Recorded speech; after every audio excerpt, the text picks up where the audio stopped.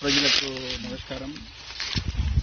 ఈ సిర్పూర్ నియోజకవర్గంలో గత 4 రోజుల క్రితం వచ్చిన వడగళ్ల వానలో వేల ఎకరాలకు నష్టం జరిగింది. ఈ మరి ముఖ్యంగా బెంగాలీ క్యాంపులుండే ఈజ్గాంవ్ ప్రాంతంలో చాలా ఎక్కువగా నష్టం జరిగింది.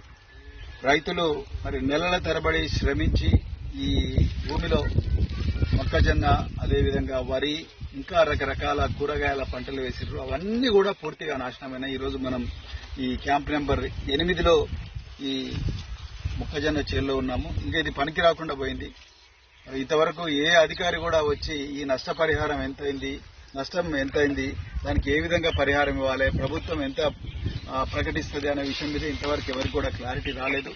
నేను మరి వ్యవసాయ శాఖ మంత్రి తుమ్మల నాగేశ్వరరావు గారిని రిక్వెస్ట్ చేస్తున్నా, అయా మీ అగ్రికల్చర్ ఆఫీసర్లను, మీ జిల్లా కలెక్టర్లను ఒక్కసారి ప్రాంతం అంతా తిరగమని చెప్పి ఈ రైతులు వాళ్లకు ఈ సంవత్సరం అయిపోయినట్టే, ఇక వీళ్ళకి ఏమీ రాదు.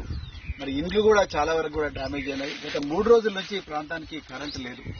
కరెంటు పోర్స్ కూలిపోయినాయి. దాని తర్వాత మరి పంటలు కూడా నాశనం అయిపోయినాయి, ఇండ్లన్నీ కూడా శిథిలం అయిపోయినాయి. సో ఇది ఒక జాతీయ విపత్తుగా, ఈ రాష్ట్రానికి జరిగిన ఒక పెద్ద విపత్తుగా దీన్ని పరిగణించాలని చెప్పేసి నేను ప్రభుత్వాన్ని కోరుతా ఉన్నా. అదేవిధంగా ప్రతి ఎకరానికి కూడా 40,000 నుంచి 50,000 రూపాయల నష్టపరిహారం ఇవ్వాలి. రైతులు చాలా కష్టపడి, వీళ్ళకి ఇది తప్ప వేరే ఏమీ లేదు.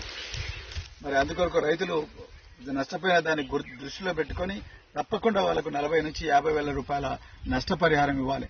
మరి ఇక స్థానిక ఎమ్మెల్యే పాల్వాయి హరీష్ బాబు గారు 4 రోజుల తర్వాత ఇక్కడికి వచ్చారు. వచ్చిన తర్వాత వారు మరి ప్రధానమంత్రి ఫసల్ బీమా యోజన, మరి అసెంబ్లీలో ఈ వడగళ్ల వాన గురించి ఎన్నడూ కూడా మాట్లాడలేదు. మరి ఇప్పుడు ప్రధానమంత్రి ఫసల్ బీమా యోజన కింద వీళ్ళందరికీ నష్టపరిహారం ఇవ్వాలని అంటున్నారు. అయ్యా, ప్రధానమంత్రి మీ పార్టీ, ఢిల్లీలో కూర్చున్న ప్రధానమంత్రి బీజేపీనే, మీరు బీజేపీనే.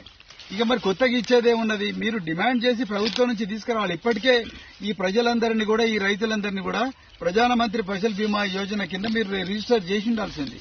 మరి ఎందుకు చేయలేదు?